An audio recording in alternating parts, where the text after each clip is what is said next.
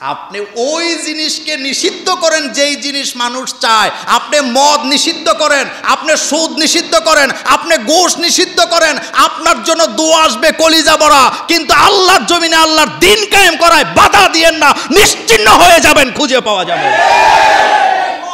আমি আবারও বলি, আমি কোনো দলের দালালি আমি করি না। আপনি বিশ্বাস করেন না করেন আপনার ব্যক্তিগত ব্যাপার। তবে আমি আগেই বলেছি, আমি তো তাদের সাথেই থাকতে চাই যারা মন্ত্রী হলে 2 টাকার দুর্নীতি করে না। আমি তাদের সাথে থাকতে চাই যারা ঘুষ সুদের বিরুদ্ধে যুদ্ধ ঘোষণা করে। আমি তাদের সাথে থাকতে চাই যারা 5 ওয়াক্ত নামাজকে বাধ্যতামূলক করতে চায়। আমি তাদের সাথে আছি। আমি মাজলুমের সাথে আছি, কিন্তু আমি জালেমের সাথে নাই। একজন বান্দা কখনো আরেকজন বান্দাকে নিষিদ্ধ করতে পারে না, সুযোগ নেই। এই জমিন আল্লাহর, নিষিদ্ধ করার ক্ষমতা আল্লাহর। একজন আরেকজনকে নিষিদ্ধ করতে পারে না, পারে না, পারে না, পারে না।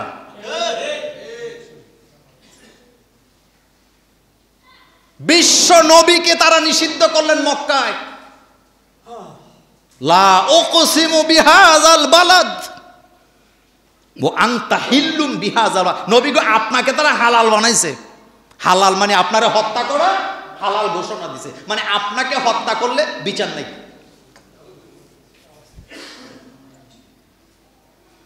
আল্লাহ পাক বলেন, নবী আপনি পেরেশানি হইয়েন না। আজকে যারা আপনাকে এই জমিনে নিষিদ্ধ ঘোষণা করছে তাদের জন্য জমিন নিষিদ্ধ হয়ে যাবে।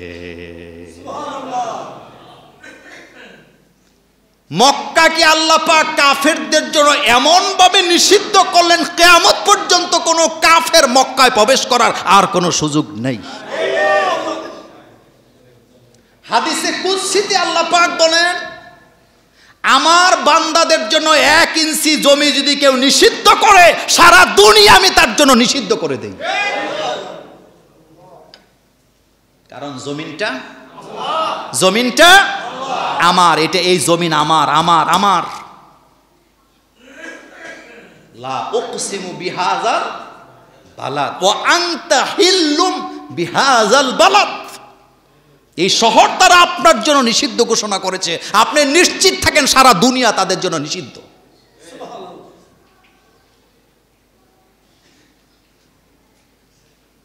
নাম গন্ধ খুঁজে পাওয়া।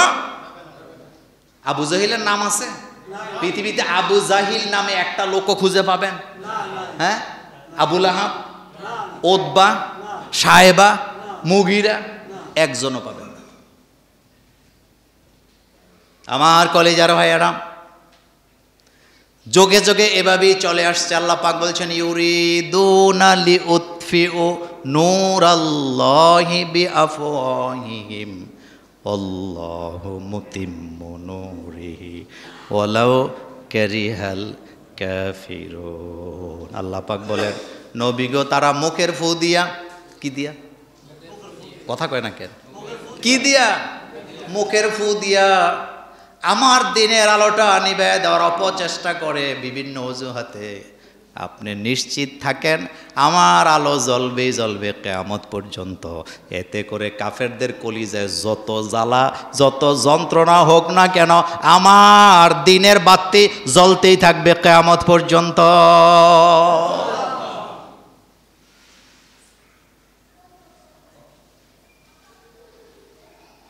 এই মসজিদটা কার বলেন তো? কথা বলেন না কেন? আমি কি কোনো ব্যক্তিকে এই মসজিদে ঢুকতে নিষেধ করতে পারবো? এই অধিকার কি আমার আছে? হ্যাঁ, পারবেন। কথাটা বুঝেন। কাশেম ভাইয়ের শক্তি আছে, মোশতাক ভাইয়ের শক্তি আছে, ইদ্রিস মিয়ার শক্তি আছে, তারপরে আমাদের কবির ভাইয়ের শক্তি আছে, মোল্লা নাজমের শক্তি আছে। কোনো একটা ব্যক্তিকে ধরে ঘাড় ধরে মসজিদ থেকে বের করে দেওয়া যাবে, যাবে কি না? দেওয়া যাবে। কিন্তু এটা কি থাকবে? এটা কি বেশিক্ষণ টিকবে?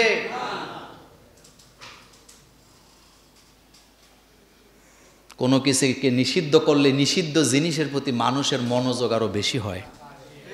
বুঝে নাই? মনোযোগ আরো একটু দেখি না জিনিসটা কি। জিনিসটা কি একটু বুঝি না। আমি জীবনে কোনোদিন কোনো দলের দালালি আমি করি না, এই অভ্যাস আমার নাই। আল্লাহি, আমি আমার বুকে হাত দিয়ে বলছি, আমি কোনো দলের দালালি করি না। কিন্তু আমি একজন আলেম হিসাবে, একজন মুসলমান হিসাবে আমি বিশ্বাস করি জমিন আল্লাহর, আইনও চলার দরকার আল্লাহর। আমি মুসলমান হিসাবে বিশ্বাস করি একজন মুসলমান আল্লাহ ছাড়া কারো উপরে আস্থা বিশ্বাস রাখতে পারে না। আমি তাদের সাথে আছি যারা আল্লাহর উপরে আস্থা এবং বিশ্বাস রাখে। আমি তাদের সাথে আছি যারা আল্লাহর জমিনে আল্লাহর আইন কায়েম করতে চায়। আমি তাদের সাথে আছি। আমি তাদের সাথে আছি যারা নামাজকে রাষ্ট্রীয়ভাবে কায়েম করতে চায়।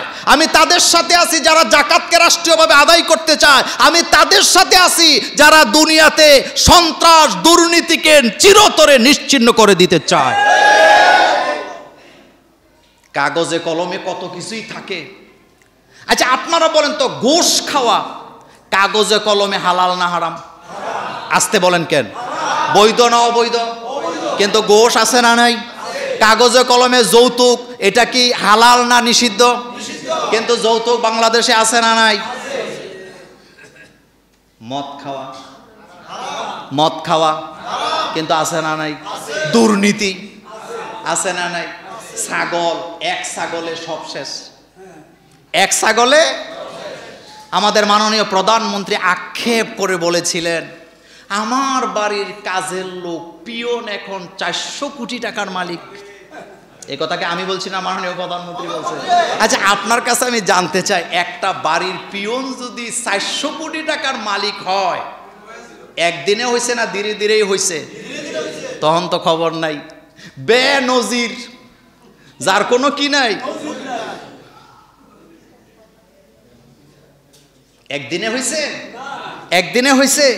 কাগজে কলমে থাকলেই কোনো কিছু নিষিদ্ধ হয়ে যায় না। কারণ নিষিদ্ধ করতে হলে আগে মানুষের কি লাগে? মানুষের সমর্থন লাগে। যেমন আপনাদের মনে আছে বাংলাদেশে পলিথিন বন্ধ হয়েছে না? কথা কন না কেন? বাংলাদেশে মহামারী আকারে পলিথিন ছিল, কিন্তু পলিথিন যখন নিষিদ্ধ করা হয়েছে মানুষ এটাকে নিছে যে না, এটা বন্ধ হওয়া দরকার। পলিথিন কি হয়ে গেছে? যদিও চুরিদারি করে বিক্রি করে, কিন্তু মূলত এটা নিষিদ্ধ, এটা মানুষ নিতে চায় না। নমরুদও পৃথিবীতে থাকতে পারে নাই। নমরুদের আমল ইব্রাহিমও পৃথিবীতে কি নাই, কিন্তু বিদায়টা দুই রকমের। একজন খলিলুল্লাহ উপাধি নিয়ে পৃথিবী থেকে বিদায় হয়ে গেছে, আর আরেকজন লাঞ্ছনা বঞ্চনা জুতার বাড়ি খাইয়া এই দুনিয়া ছাড়ছে। দুই বিদায় কি একরকম? আসতে বলেন, দুই বিদায় কি একরকম? আবু জাহেল, আবু লাহাব, উতবা, সাইবা, মুগিরা মক্কায় ছিল। তারা বড় নেতা, তারা যা বলে মক্কায় তাই হয়। রাসূল কারীম সাল্লাল্লাহু আলাইহি ওয়াসাল্লামকে তারা মক্কায় নিষিদ্ধ ঘোষণা করছে। কোথায়? এই যে আয়াত নাযিল হয়েছে, লা উকসিমু বিহাযাল বালাদ ওয়া আনতা হিল্লুম বিহাযাল বালাদ ওয়া ওয়ালিদিন ওয়া মা ওয়ালাদ। বাড়িতে যা পড়বেন সূরা বালাদটা পড়ে দেখে, মক্কায় তারা একটা আদেশ দিলেন, এই মক্কায় সবাই চলতে পারবে, একজন পারবে না, তার নাম মুহাম্মদ। তারা আইন করলেন, মক্কায় কুকুর মারলে হত্যা করা হবে। খুব মনোযোগ দেন, কুকুর হত্যা করলে তার বিরুদ্ধে বিচার হবে, বিড়াল হত্যা করলে মক্কায় বিচার হবে, কাক হত্যা করলে মক্কায় তার বিরুদ্ধে বিচার করা হবে, যে কোনো প্রাণী হত্যা করলে মক্কায় তার বিরুদ্ধে বিচার করা হবে। কিন্তু মুহাম্মদকে হত্যা করলে তার বিরুদ্ধে মামলা করা যাবে না। নাউজুবিল্লাহ বলতে পারলেন না? মনোযোগ আছে? আল্লাহ পাক বলেন, লা উকসিমু বিহাযাল বালাদ ওয়া আনতা হিল্লুম বিহাযাল বালাদ। মক্কায় তারা আইন করলেন, বিড়াল, কুকুর, কাক হত্যা করলে বিচার হবে, মুহাম্মদ সাল্লাল্লাহু আলাইহি ওয়াসাল্লামকে হত্যা করলে বিচার করা হবে না। মুহাম্মদকে হত্যা করা আমরা জায়েজ করে দিলাম। জমিন কার? তো মোহাম্মদ সাল্লাল্লাহু আলাইহি ওয়াসাল্লাম কার?